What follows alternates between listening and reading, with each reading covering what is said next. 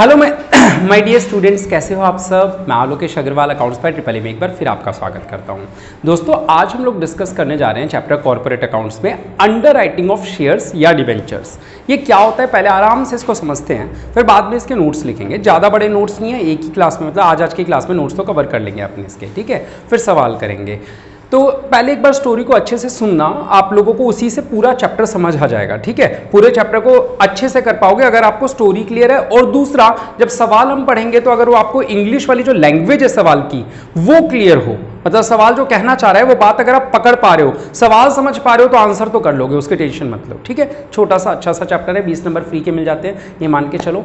बात करते हैं अंडर राइटिंग ऑफ शेयर होती क्या है, ठीक है। बेटा, मैं एक कंपनी हूं ट्रिपल ए प्राइवेट लिमिटेड या triple A limited, sorry private limited company अपने शेयर इशू कर सकती है क्या पब्लिक में? नहीं कर सकती। पब्लिक में शेयर इशू करने के लिए कैसे, कौन सी कंपनी होना चाहिए? पब्लिक कंपनी, यानी ट्रिपल ए लिमिटेड होना चाहिए, हाँ या ना? ठीक है। तो मैं एक ट्रिपल ए लिमिटेड हूं, मैं अपनी कंपनी के नए नए शेयर बाजार में उतारना चाहता हूं, बेचना चाहता हूं, यानी अपनी कंपनी के शेयर्स। तो अब मैं अपने शेयर इशू करूंगा। मान लो मुझे टोटल 2 करोड़ रुपए की जरूरत है। 2 करोड़ रुपए में हर शेयर मैंने 100 रुपए का बनाया, तो 2 लाख शेयर इशू करूंगा, यानी कि 2 लाख शेयर 100 रुपए के मैं इशू करूंगा, तो मेरे पास 2 करोड़ रुपए आ जाएंगे। अगर सारे शेयर बिक गए तो मैंने क्या लाइन जोड़ी? अगर सारे शेयर बिक गए तो मेरे पास 2 करोड़ आएंगे। अब मेरे मन में टेंशन ये है कि पता है सरकार का एक रूल है कि अगर आपके 90% से भी कम शेयर बिकते हैं ना, तो आपको सब लोगों को वापस पैसे देने पड़ते हैं, फिर से नया इशू निकालना पड़ता है, ठीक है। तो ये तो बड़ी समस्या की बात है। मान लो मेरे अगर 2 लाख शेयर थे, 1,80,000 शेयर भी नहीं बिक पाए, तो मुझे सब लोगों को पैसा लौटाना पड़ेगा, फिर दोबारा वेट करना पड़ेगा नया इशू निकाल के। तो ये तो बड़ी टेंशन की बात हो जाएगी। तो मैं इस टेंशन से बचने के लिए क्या करता हूं, आओ वो समझते हैं, ठीक है। मैं इस टेंशन में बड़ा परेशान हूं कि यार मेरे शेयर बिकेंगे नहीं बिकेंगे। तो 3 आप जैसे लोग सामने बैठे हुए हो, कुछ बिजनेसमैन लोग हो जो मेरी हेल्प करने को तैयार हो, ठीक है। ए अर्पिता, बी ये A1 A2, अरे वाह तुम तो ट्रिपल ए हो तीनों। अच्छा, हाँ मैंने तो कभी नोटिस ही नहीं किया, तुम तीनों ट्रिपल ए हो, चलो, है ना। तो अर्पिता, आंचल, आरती, तो ये तीनों ये क्या है, हमारे अंडर राइटर्स हैं। इन्होंने मुझसे क्या कहा, अंडर राइटर होता कौन है? ये लोग कौन है? Under writer. यानी क्या करते हैं ये बेटा, डेस्क के ऊपर बैठ के नहीं लिखते, डेस्क के नीचे बैठ के लिखते हैं, अंडर राइटर, है ना। राइटर मतलब लिखने वाला, अंडर मतलब नीचे बैठ के लिखने वाला। तो इनकी आदत क्या है, नीचे बैठ के लिखने वाले? नहीं, अंडर राइटर को हिंदी में बोलते हैं अभिगोपक। अब ये क्या होता है बेटा, इनका एक काम होता है, ये है ना कमिटमेंट करते हैं मुझसे, एक डॉक्यूमेंट साइन करते हैं, एक एग्रीमेंट साइन करते हैं, जिसपे एक कमिटमेंट करते हैं कि सर आपके कम से कम इतने शेयर तो मैं बिकवा के दिखा दूंगा, है ना, ऐसा कहते हैं।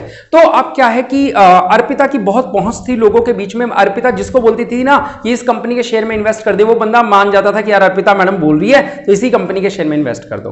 तो अर्पिता मेरे पास आई और अर्पिता ने क्या कहा, या ये तीनों मेरे पास आई, इन्होंने कहा सर आपको 2 लाख शेयर बेचने हैं ना, तो आप 2 लाख शेयर बेचने की टेंशन मत लो, हम तीनों मिलकर आपके शेयर बिकवा देंगे। ये तीनों आपस में एक नहीं है, ये तीनों अलग अलग कंपनीज हैं। ए अर्पिता अलग कोई है, और आंचल अलग है, और आरती अलग है, ये तीनों अलग अलग है, ठीक है।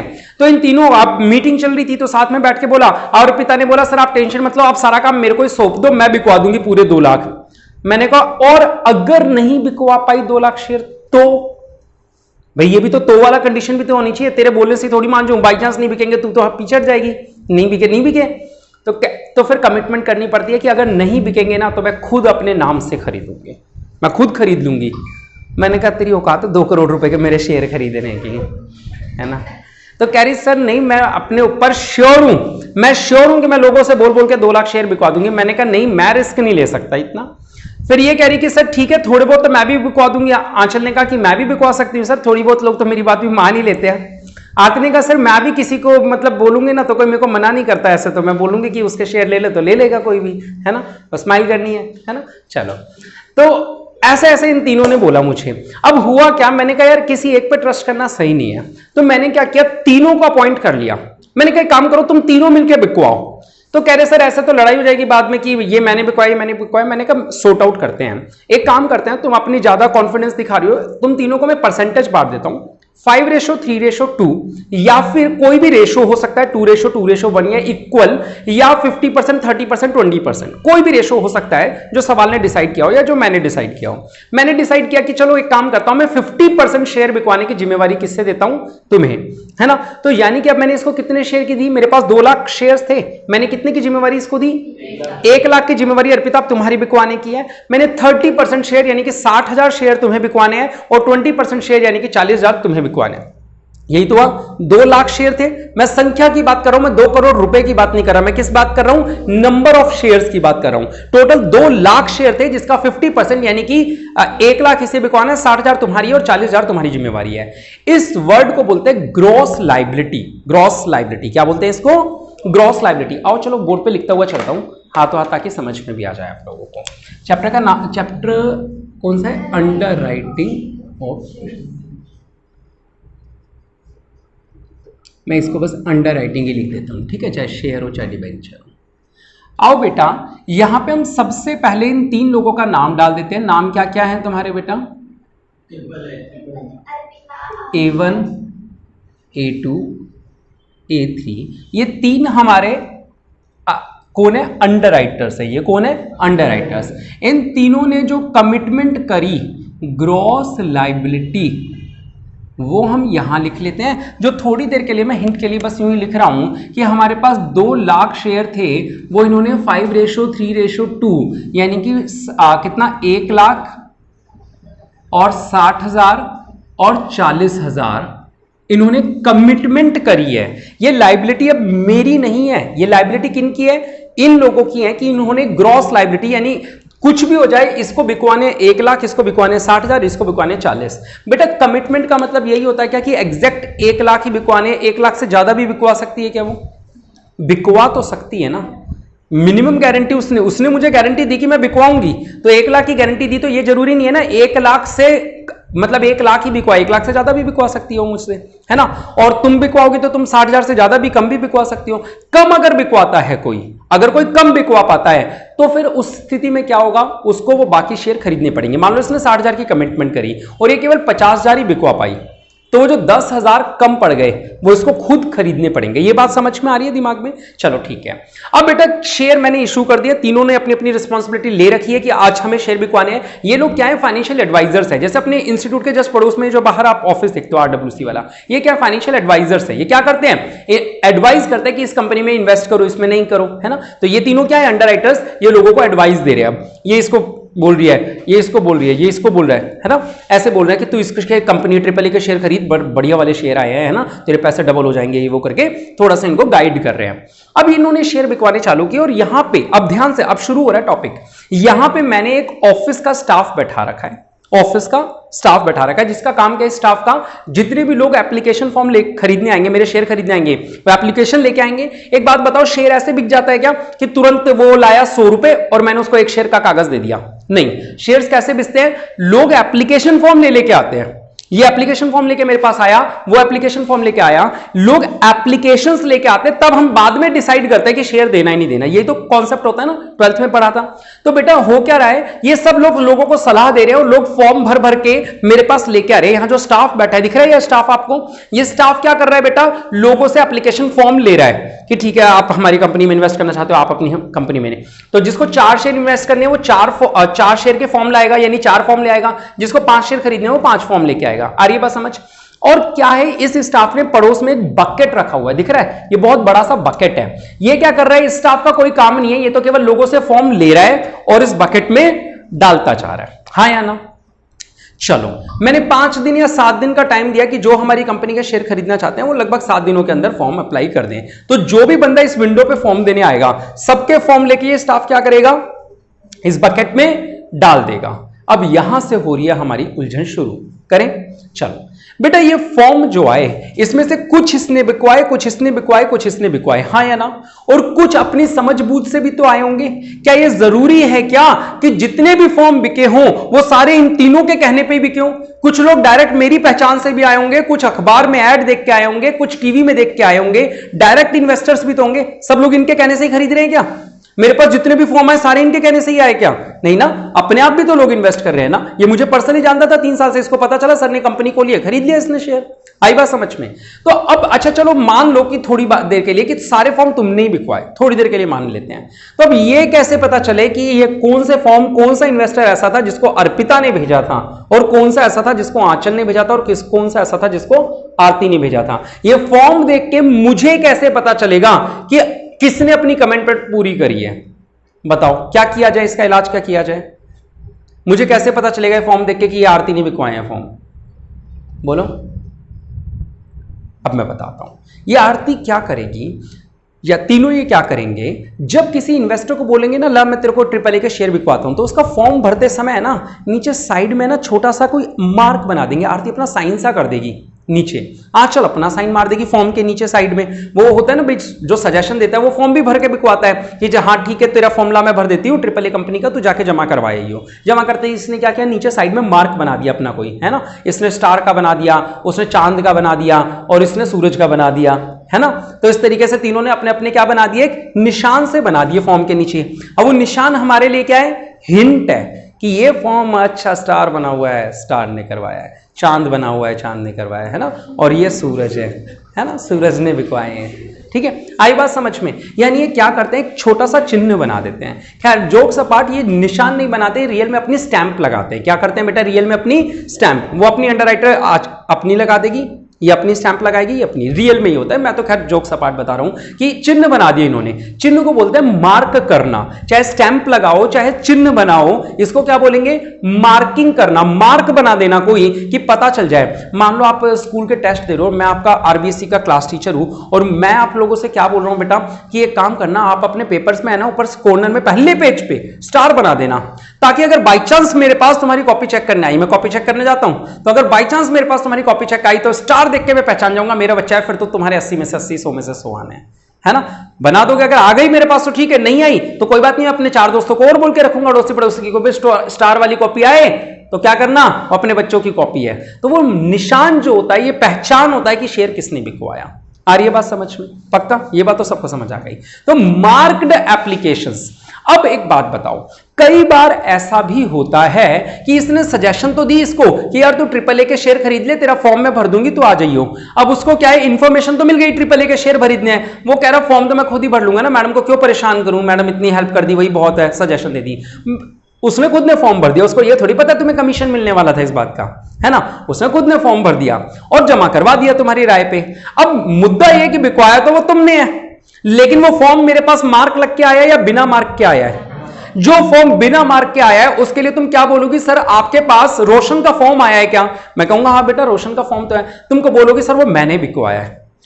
आंचल इस बात का फायदा उठाएगी, कहेगी कैसे बोल रही है तू, मैंने बिकवाया है रोशन को, तो मैं भी जानती हूं मैंने बिकवाया था रोशन को, तो मेरे को मिला था वो सब्जी मंडी में, मैंने बोल दिया था रोशन AAA के शेयर खरीद लियो। रोशन कह रहा हाँ मैडम यही खरीदूंगा। तो अब तो क्या हुआ, निशान तो है नहीं। आरती ने कहा आप कैसे बोल सकते हो, मेरे को बस में मिला था, मैंने बोला था उसको AAA के शेयर खरीद लियो, मैं जानती हूं उसको। तो अब यार फॉर्म तो एक और तुम तीनों अपनी अपनी बात कह जा रहे हो कि बिकवाए हमने, चिन्ह तो लगा नहीं हुआ इसमें। तो ऐसी एप्लीकेशन को क्या बोलते हैं, अनमार्क्ड एप्लीकेशन। मार्क्ड एप्लीकेशन तो समझ में आ गई, मार्क तो बड़ा आसान है, जिसका निशान लगा है उसके में से माइनस कर दूंगा, ये तूने बिकवाई ये तूने बिकवाई। लेकिन जिन पे फॉर्म पे निशान नहीं लगा हुआ, ठीक है, वो किसने बिकवाई, अब ये तो समस्या है। आप चाहे कितने ही सच्चे हो, आप दिखा दो फोन कॉल के रिकॉर्ड, सर देखो मैंने फोन किया था, फोन पे हमें थोड़ी पता रोशन से क्या बातें करी थी। तो फोन को हम इस बात को प्रूव नहीं कर सकते कि ये किसने बिकवाया है, तो हम इसका बेनिफिट है ना तीनों को देंगे, इसका बेनिफिट तीनों को देंगे। यहां से और अच्छा किस्सा शुरू हो रहा है। देखो बेटा ऐसा एक फॉर्म तो होगा नहीं रोशन का, ये जो मेरा स्टूडेंट है जो 3 साल से मुझे जानता था, इसने भी डायरेक्ट फॉर्म मेरा अप्लाई किया, इसने फॉर्म पे साइन किए या नहीं किए? इसने मोहर थी इसके फॉर्म पे, किसी की नहीं थी, इसके फॉर्म पे भी किसी की मोहर नहीं थी। मौके का फायदा उठाते हुए इसने इसका भी नाम लगा दिया, कह रही सर वो भी तो मेरा दोस्त है, उसको भी तो मैंने ही बोला था। और ये खुद आगे मुंह से बोला नहीं सर मेरी तो बात ही नहीं हुई, ब्लॉक कर रखा है नंबर ही, मैडम से क्यों पूछूंगा, पिछली बार पैसे डुबवा दिए थे उसने। कह रही नहीं मैंने बिकवाए हैं। तो यार ये तो बात गलत है, चाहे आपने बिकवाए हो चाहे नहीं बिकवाए हो। जो एप्लीकेशंस अनमार्क्ड हैं, जो एप्लीकेशन अनमार्क्ड हैं, चाहे वो मेरी खुद की गुडविल से बिकी हैं, आप लोगों ने मेहनत करी नहीं, लेकिन जो अनमार्क्ड एप्लीकेशन है उसका बेनिफिट हमेशा तीनों को मिलना चाहिए, बशर्ते सवाल खुद ना बोल दे कि नहीं इन दोनों को ही देना है। सवाल बोलेगा, सवाल हमारा माई बाप है, अगर वो बोलता है भैया दो को दो तो दो को दे देंगे, वरना तो ऑब्वियसली इसका बेनिफिट किसको मिलना चाहिए। अब तीनों को किस रेशो में दे, मान लो ऐसे 10 फॉर्म थे जिन पे कोई स्टैंप नहीं थी, तो अलग अलग उपाय आते हैं। पहली बात, सवाल में अगर कुछ नहीं लिखा कि इसका बेनिफिट कैसे दिया जाए, तो जो ग्रॉस लायबिलिटी का रेशो था ना बेटा, क्या रेशो है ध्यान से देखो इसका, 5:3:2, तो हम 10 को भी किस रेशो में बांट देंगे, 5:3:2। हम ये मानेंगे कि 5 तुम्हारे नाम कर दिए, 3 का बेनिफिट तुम्हें दे दिया और 2 का बेनिफिट तुम्हें दे दिया। आई बात समझ। और अगर सवाल बोले इक्वल, तो इक्वल बांट देंगे। तो आपको ये नहीं करना है कि उसे इक्वल बांटना है, आपको हमेशा उसको किस रेशो में बांटना है, ग्रॉस लायबिलिटी के रेशो में बांटना है। अगर सवाल खुद कोई नया रेशो बता दे कि अनमार्क्ड एप्लीकेशन का जो बेनिफिट है वो इन अंडरराइटर्स को इस रेशो में दो, 2:1 में दे दो, तो फिर बेटा वो जो 10 है वो किसके रेशो में बांट देंगे, 2:1, यानी 5 डिवाइड करो, 4 तुम्हारे 2 तुम्हारे। सवाल बोलेगा तो रेशो चेंज कर देंगे, अदरवाइज अनमार्क्ड एप्लीकेशन का बेनिफिट किस रेशो में देते हैं, ग्रॉस लायबिलिटी के रेशो में देते हैं। आई बात समझ में, पक्का श्योर हो, चलो ठीक है। मेन मुद्दा यानी आधा टॉपिक सीख चुके हो कॉन्सेप्ट का, कि हमारी एप्लीकेशंस 2 तरह की होती है, एक मार्क्ड और दूसरी अनमार्क्ड।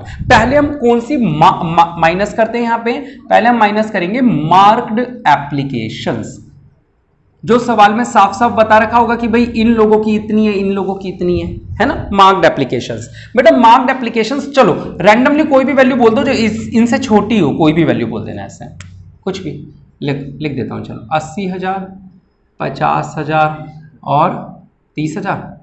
चलो तो मार्क्ड एप्लीकेशन हमारे पास कितनी आई, अगर हम बोलें कि टोटल कितने थे, 2 लाख थे, मार्क्ड कितने आ गए, 8, 5, 13 और 3, 16, 1,60,000 मार्क्ड एप्लीकेशन आ गई।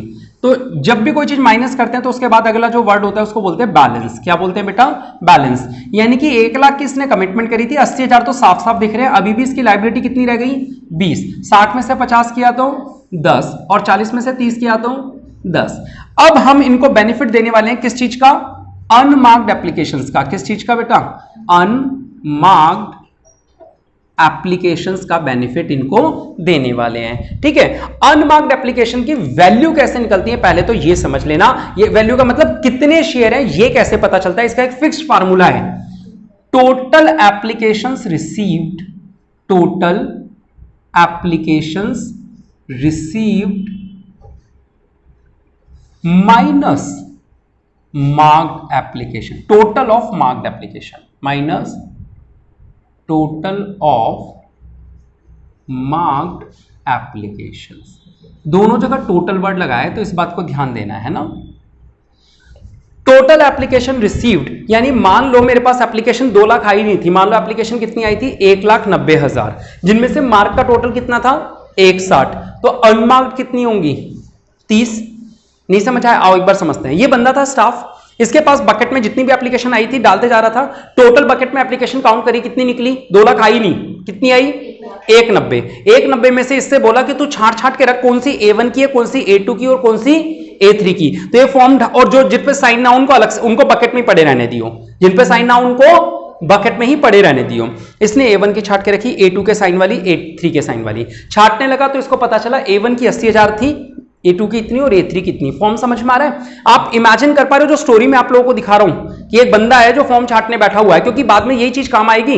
वो फॉर्म छाटने बैठा हुआ है, उसने A1 के काउंट किए, लिस्ट बन गई 80,000 शेयर्स की, ये 50,000 और ये 30,000। अब बकेट में कितने शेयर बच गए बताओ? टोटल एप्लीकेशन कितनी आई थी बकेट में, 1,90,000, उसमें से कितनी इसने छाट छाट के बाहर निकाल दी, 1,60,000। यानी बकेट में जितनी एप्लीकेशन रिसीव हुई माइनस जो इसने बाहर निकाल दी, तो जो बच गई, जो बकेट में बच गई, वो कौन सी एप्लीकेशन है, अनमार्क्ड। समझ लो, अनमार्क्ड की वैल्यू निकालना मोस्ट इंपॉर्टेंट है। ये वैल्यू कैसे निकलती है? कैसे निकलती है बेटा? जितनी एप्लीकेशन आई थी उसमें से मार्क करो, जितनी बकेट से बाहर निकाल दी, जो बच गई वो क्यों बच गई? क्योंकि उन पे मार्क नहीं था। अगर मार्क होता तो वो निकल जाती, तो जिन पे मार्क नहीं है वो क्या है, अनमार्क्ड एप्लीकेशन है। और अनमार्क्ड एप्लीकेशन का बेनिफिट किस रेशो में देते हैं? In ratio of gross liability. बिल्कुल सही, in ratio of gross liability. अगर सवाल कोई अलग रेशो बता दे तो बात अलग है। तो अगर मैं यहां फॉर एन एग्जांपल अगर आपसे बोलूं कि 1,90,000 में से 1,60,000, तो कितनी बची, 30,000 को 5:3 10 से डिवाइड कर दो तो 3 पंजे 15,000, 3 तिया 9,000 और 3 दूनी 6,000। ठीक है, तो ये और माइनस कर दो। ये बेनिफिट मैंने इन लोगों को दे दिया। बेशक ये मेरी पर्सनल गुडविल से बिका था, लेकिन मैंने इसका बेनिफिट किनको दे दिया? इन तीनों को दे दिया कि कोई बात नहीं, मान लिया कि तुमने बिकवाया। फिर बैलेंस निकालते हैं। बैलेंस 20 में से 15 गए 5,000, 10 में से 9 गए 1,000, 10 में से 6 गए 4,000। ठीक है, अच्छा थोड़ी देर के लिए ये और करते हैं हम लोग। एक यहां पे मैं आप लोगों को नेगेटिव का किस्सा और समझा देता हूं। बाई चांस अगर बीच में कहीं नेगेटिव आ जाता है, जैसे कि मान लो थोड़ी देर के लिए वैल्यू चेंज कर रहा हूं, यहां पे इसको कर देता हूं 70 और नहीं इसको तो कर देता हूं 50 था ना ये, हाँ इसको 50। यहां चेंज कर रहा हूं मैं कितना, रुको, हाँ इसको मैं कर देता हूं 55।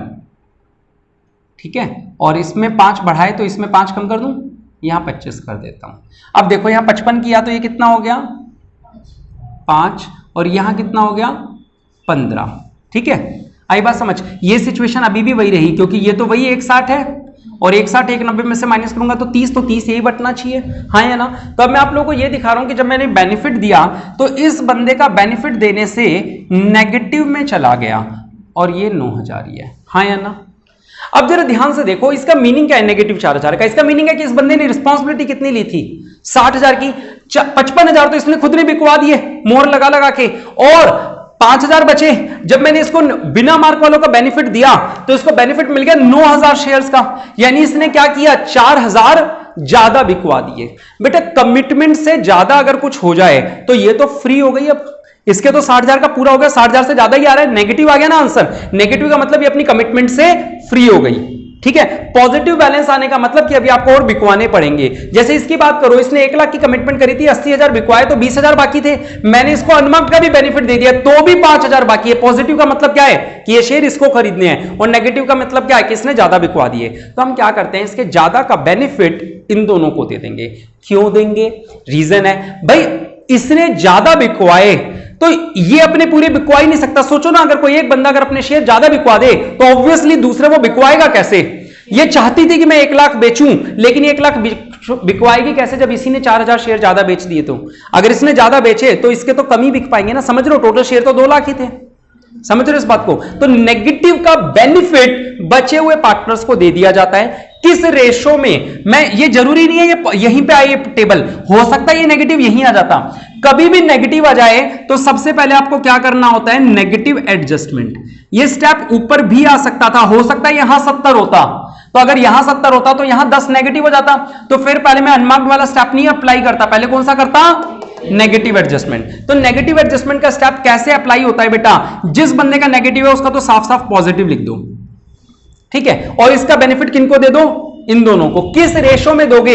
इन ग्रॉस लायबिलिटी के रेशो में, जब तक सवाल कोई अलग से रेशो ना बोले। बेटा ग्रॉस लायबिलिटी का रेशो 5:2 कहलाएगा, समझ गए? 5:3:2 का रेशो था, तो अब किस रेशो में बांटेंगे?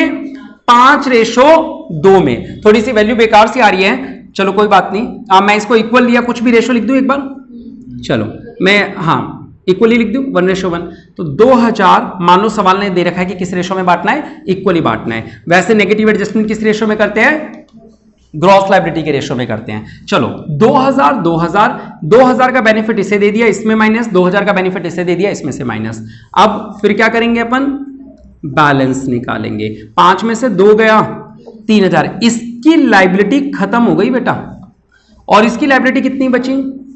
आई बात समझ? यानी जो 4,000 उसने बिकवाए, उसने क्या कहा एक्स्ट्रा बिकवा के, सर मेरा दिल बड़ा है, मेरी तो लायबिलिटी पूरी हो गई, आप इसका बेनिफिट इन दोनों को दे दो। कि अगर भाई मैं नहीं बिकवाती तो ये लोग बिकवा लेते, तो इसका बेनिफिट इन दोनों को दे दो, तो दे दिया हमने इसका बेनिफिट। अब ये तो अपनी फ्री हो गई, इसको कोई फर्क नहीं पड़ता, कह रहे मेरे को तो कुछ नहीं खरीदना पड़ेगा। इन दोनों को अभी भी टेंशन है 3,000 और 7,000 खरीदने की। ये वो शेयर्स हैं जो इनको खुद को खरीदने पड़ेंगे। आई बात समझ? इतना ही नहीं, अब इस सवाल की सबसे मोस्ट इंपॉर्टेंट टॉपिक आएगा, वो होता है बेटा फर्म अंडरराइटिंग। एक नया शब्द सिखा रहा हूं, फर्म अंडरराइटिंग। ये शेयर तो इनको खरीदने ही खरीदने हैं, ये शेयर तो इनको खरीदने ही खरीदने हैं। अगर इन्होंने जिस दिन मुझसे एग्रीमेंट किया था उस दिन इन्होंने बोला था कि सर आपके कुछ शेयर तो हम अपने नाम से खरीदेंगे ही खरीदेंगे, यानी चाहे तो पहले ही दिन खरीद ले वो, हम अपने नाम से खरीदेंगे। क्यों, मैं बताता हूं। रोशन फॉर्म के लिए पूछना है भी कौन से कंपनी में इन्वेस्ट करूं, इसने कहा ट्रिपल ए में कर दो। उसका पहला सवाल क्या होगा, मैडम आपने किए हैं क्या, यही होगा ना, मैडम आपने किए हैं क्या, भैया आपको लग रहा है इतनी सॉलिड कंपनी है तो क्या आपने इन्वेस्ट किया है, तो ऑब्वियसली वो क्या करेगी, पहले से ही वो मुझसे फॉर्म अंडर राइटिंग का और करेगी, कह रही सर दुनिया को तो शेयर दोगे ही दोगे आप ऑब्वियसली, लेकिन आप कमिटमेंट करो। मैंने कहा हाँ मैं तो करता हूं, मुझे तो शेयर ही बेचने, अंधे को क्या चाहिए, आंखें, ग्राहक चाहिए मुझे तो इन्होंने और मैंने कमिटमेंट करी। जिस दिन हमने अंडर राइटिंग का वो एग्रीमेंट किया था, उस दिन एक और एग्रीमेंट किया कि मैं तुम्हारे नाम पे भी शेयर इशू करूंगा, है ना, और अलग से एग्रीमेंट किया। तो ये शेयर अब तुम्हें अलग से खरीदने पड़ेंगे। मान लो कोई भी वैल्यू बोल दो, 2000, 2000, 1000, कोई भी ऐसी वैल्यू बोल देते हैं, है ना, कोई भी वैल्यू बोल दो, दो एक लिख दो। तो जितने रुपए की, जितने शेयर्स की फॉर्म अंडर राइटिंग करी होगी, उतने शेयर इनको अलग से खरीदने पड़ेंगे, क्योंकि ये अपने नाम पे लेने हैं इनको। अब देखो इसकी लायबिलिटी तो 0 हो गई थी, फिर भी इसको 2000 लेने पड़ेंगे, क्योंकि ये 2000 का एग्रीमेंट किस बात का किया था इसने कहा था मैं अपनी फर्म के नाम से यानी A2 के नाम से खरीदूंगी शेयर, लोगों को बिकवाऊंगी, वो एक अलग टॉपिक था। फर्म अंडर राइटिंग यानी कि मैं अपने नाम से भी अप्लाई करूंगी A2 के नाम से, वो तो खरीदने ही पड़ेंगे इसको, क्योंकि इसने अलग से एक एग्रीमेंट किया था कि मैं A2 के नाम से खरीदूंगी। आ रही है बात समझ, इसे बोलते हैं फॉर्म अंडर राइटिंग। ठीक है बेटा, 3 और 2 कितने खरीदने पड़ेंगे इसको, 5, और इसको कितने खरीदने पड़ेंगे, 8। इसे बोलते हैं नेट लायबिलिटी। क्या बोलेंगे इसको, नेट लायबिलिटी, यानी कि अल्टीमेटली फाइनली 5000 तुम्हें अपने नाम से खरीदने हैं, 2000 तुम्हें खरीदने पड़ेंगे अपने नाम से, और 8000 तुम्हें खरीदने पड़ेंगे। ठीक है, तो अब मैं आप लोगों को स्टेप सिखा दूं, ये जो हमने टेबल बनाई है, फिर हम फॉर्म अंडर राइटिंग के नोट्स बनाएंगे।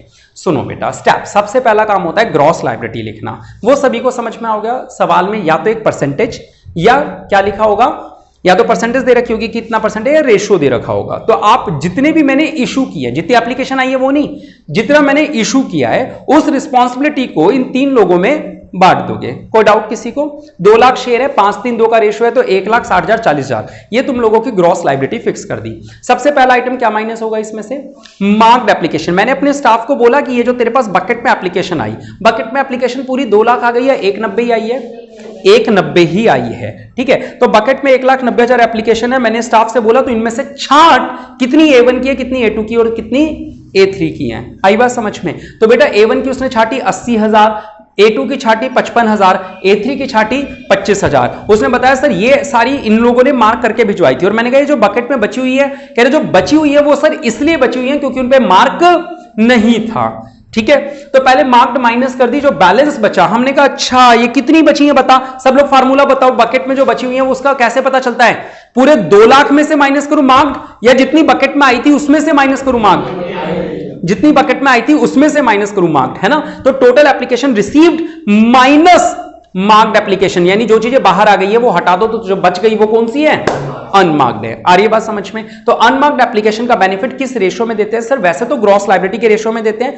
अगर वो रेशियो ना पता हो तो सवाल बता देगा कुछ ना कुछ। ठीक है, चलो ठीक है, ये दे दिया सर। देखा तो हमने एक बंदे का नेगेटिव आ गया, जब भी किसी भी बंदे का नेगेटिव आ जाए तो आपको क्या करना है, उसका बेनिफिट बचे हुए 2 लोगों को दे देना है। किस रेशियो में देना है, ग्रॉस लायबिलिटी के रेशियो में देना है, यानी कि 5:2। पहले बंदे को 5/7, दूसरे बंदे को 2/7। मेरी वैल्यू थोड़ी अच्छी नहीं आ रही थी, मैंने 1:1 लिख लिया थोड़ी सा आप लोगों को समझाने के लिए। तो जिसका नेगेटिव है उसके नीचे पॉजिटिव लिख दो ताकि वो 0 हो जाए, और बाकियों को बेनिफिट देने के लिए क्या करते हैं, जैसे नेगेटिव, तो नेगेटिव कर दिया। देखा तो अभी भी बैलेंस बचा हुआ था, और फिर हमने सोचा कि अच्छा ये तो इनको खरीदनी पड़ेंगी। अब फिर हमने देखा अरे क्या सवाल में फॉर्म अंडर राइटिंग भी है, तो हमने देखा हाँ यार सवाल में फॉर्म अंडर राइटिंग भी था, और फॉर्म अंडर राइटिंग के लिए अलग से इन लोगों ने एग्रीमेंट किया था कि मैं अपने नाम से कितने खरीदूंगी, 2000। इसने कहा था मैं भी 2000 खरीदूंगी, इसने कहा था मैं 1000 खरीदूंगी। तो हमने कहा ये तो तुम्हें खरीदने ही पड़ेंगे 3000, क्योंकि तुम्हारी लायबिलिटी में से कम हो रहे हैं, और ये 2000 तुमने अलग से मेरे से एग्रीमेंट किया था, इसलिए तुम्हें 2000 और खरीदने पड़ रहे हैं। अरे बस समझ, ये क्यों खरीदने पड़ रहे हैं बेटा ये बताओ,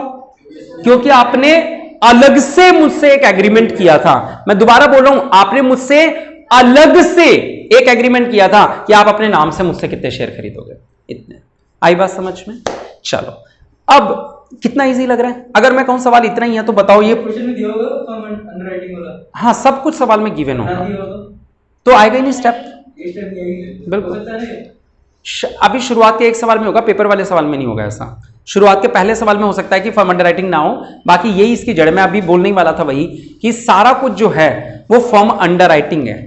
अभी मैं उसके ऊपर नोट्स लिखवाने वाला हूँ फॉर्म अंडर राइटिंग के, क्योंकि मैं वो बार बार अलग से पे जो एम्फोसाइज कर रहा था ना, वो उसके अंदर कहानी छुपी है कुछ। ठीक है, तो बस इस चैप्टर के थोड़े से नोट्स और बाकी है फॉर्म अंडर राइटिंग। पहले ये बताओ, ये जो स्टोरी है ये समझ में आई क्या? ये 20 नंबर का सवाल तैयार है, यानी कि इतना लिखाने से 20 नंबर आ रहे हैं अपने, आ रहे हैं ना? पक्का? कोई डाउट किसी को? आओ जरा फॉर्म अंडर राइटिंग के नोट्स लिख लेते हैं।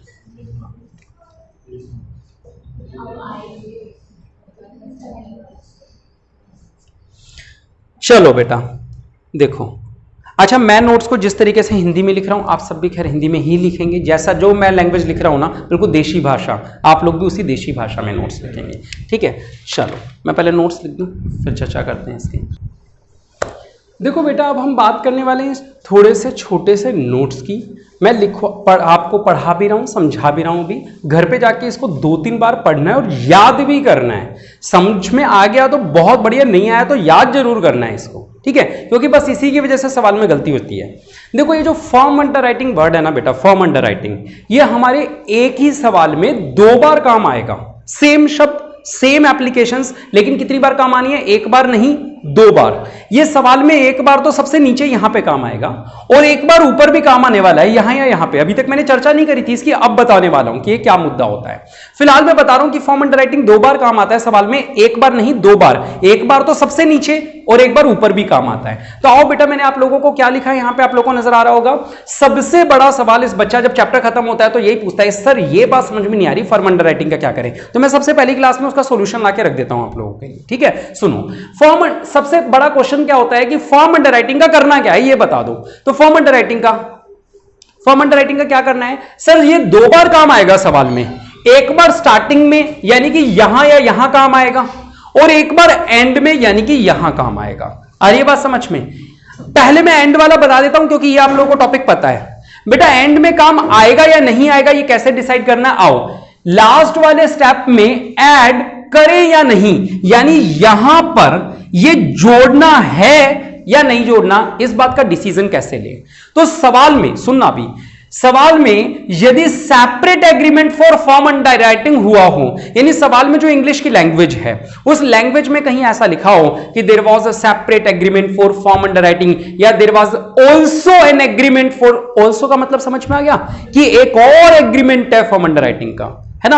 यानी कोई भी ऐसी लैंग्वेज जिसको पढ़ के यह समझ में आ रहा हो कि एक और एग्रीमेंट हुआ है, यानी कागज एक नहीं बने, कागज 2 बने हमारे बीच में। समझ में आ रहा है? अगर 2 अलग अलग कागज बने, एक तो अंडर राइटिंग का और एक फॉर्म अंडर राइटिंग का, तो अगर सेपरेट एग्रीमेंट हुआ है फॉर्म अंडर राइटिंग का तो ऐड कर देना, वरना मत करना।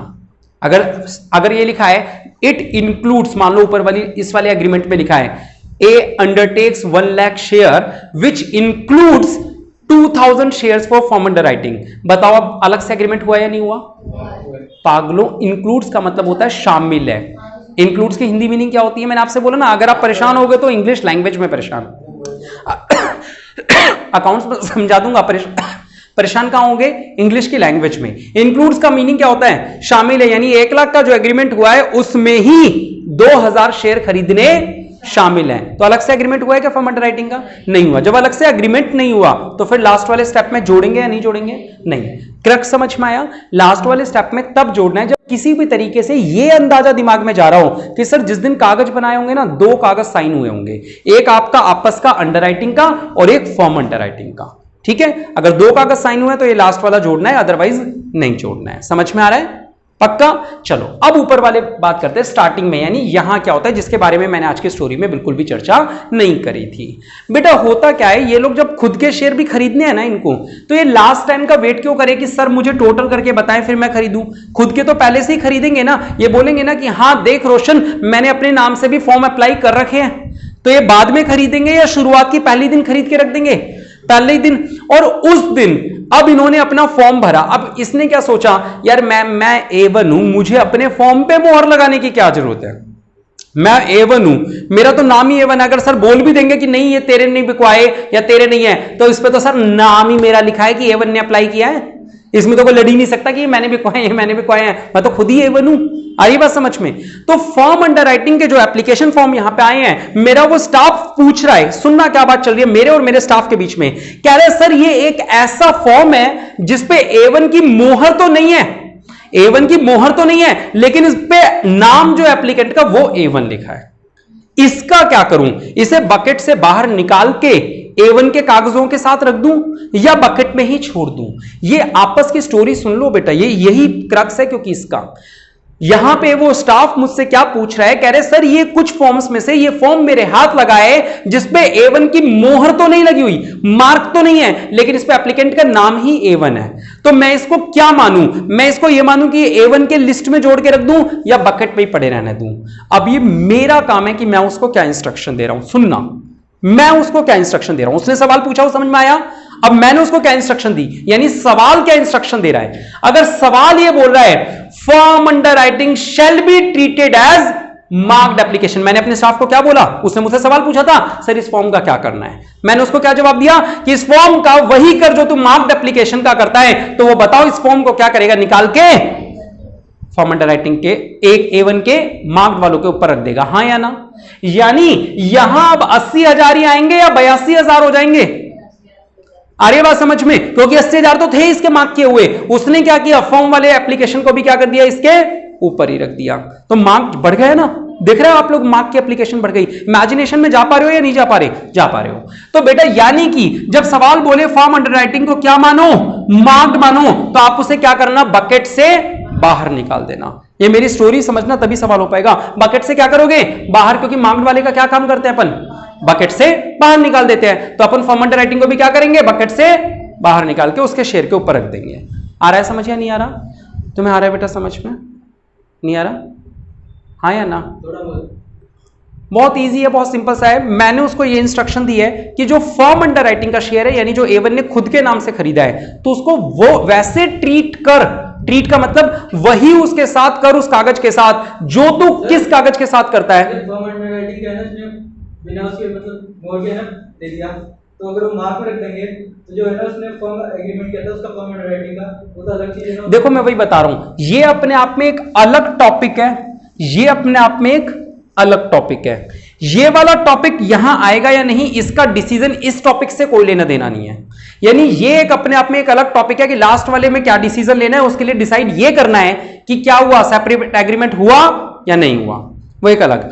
ऊपर वाले टॉपिक में क्या बात करनी है कि सर इस कागज का, उस एम्प्लॉय ने मुझसे पूछा कि इस कागज क्या करूं A1 का, तो मैं इसको अगर इंस्ट्रक्शन दे रहा हूं कि इसको मार्क ट्रीट कर, तो मार्क के साथ क्या ट्रीटमेंट होता है, बकेट के अंदर रखते हैं, बाहर फेंक देते हैं, बकेट के बाहर खड़ा कर देते हैं, एक के ऊपर एक कागज, ठीक है। और अगर मैंने उसको इंस्ट्रक्शन दी form under writing is treated as unmarked, मैंने कहा मोहर लगी है क्या, कह रहे नहीं मोहर नहीं लगी। मैंने कहा छोड़, किसी का भी पड़े रहते बकेट में, है ना। तो यानी कि ये फॉर्म यूजलेस है। मतलब ये जो लाइन हो गई, इसका हमारे सवाल पे कोई असर नहीं आता। क्यों नहीं आता, मैं उसका रीजन बताता हूं। रीजन ये है कि इसको बकेट से बाहर मत निकालना, क्योंकि इसको अपन को क्या ट्रीट करना है, अनमार्क्ड मानना। और अनमार्क्ड के साथ अपन क्या करते हैं, बकेट से बाहर निकालते हैं, बकेट में छोड़ देते हैं, बकेट में छोड़ देते हैं। तो यहां सारी स्टोरीज बकेट के इर्द गिर्द घूम रही है। अगर आप ये इमेजिन कर पाओगे तो सवाल बहुत अच्छे से हो जाएगा कि बकेट से बाहर निकलने वाली एप्लीकेशंस मार्क्ड होती हैं। फॉर्म अंडर राइटिंग, अगर सवाल बोले क्या कि इसको मार्क्ड मान तो बाहर निकालना, अगर सवाल बोले इसको अनमार्क्ड मान तो बकेट में ही छोड़ देना। और अगर सवाल कुछ ना माने, कुछ भी ना बोले, तो आप इसको क्या करोगे, मार्क्ड मानोगे। सवाल में कुछ ना लिखा हो कि इसको मार्क्ड मानना है या अनमार्क्ड मानना है, तो आप क्या मानोगे, मार्क्ड। अच्छा यहां भी बताना भूल गया था, अगर क्वेश्चन साइलेंट हो कि सेपरेट एग्रीमेंट हुआ या नहीं हुआ, तो आप मानोगे कि सेपरेट एग्रीमेंट हुआ है और लास्ट वाले स्टेप में जोड़ दोगे। समराइज करो इस टॉपिक को। आओ बेटा सबसे पहले लास्ट वाले की बात करते हैं कि सर इस स्टेप में ऐड होगा या नहीं होगा। इस वाले में इसका डिसीजन सेपरेट, उसका डिसीजन सेपरेट, आपस में कोई लेना देना नहीं है दोनों का। चलो सर लास्ट वाले स्टेप में ऐड करेंगे अगर सेपरेट एग्रीमेंट हुआ हो। अगर सेपरेट एग्रीमेंट नहीं हुआ, एक ही एग्रीमेंट हुआ था, तो नहीं करेंगे ऐड। और सर क्वेश्चन में कुछ बताया ही नहीं है, पता ही नहीं चल रहा, तो ऐड कर देना। सर स्टार्टिंग में क्या करना है, उसको मार्क मानना है या अनमार्क। सवाल अगर बोल रहा है कि मार्क मानो तो बकेट से बाहर निकाल देना। सवाल अगर बोल रहा है अनमार्क मानो तो उन एप्लीकेशन को बकेट में ही छोड़ देना। और सवाल कुछ बोल ही नहीं रहा तो उसे मार्क मान के बाहर निकाल दोगे। तो अगली क्लास में मिलेंगे हम कुछ सवालों के साथ। तब तक के लिए शुक्रिया। जय हिंद, जय भारत।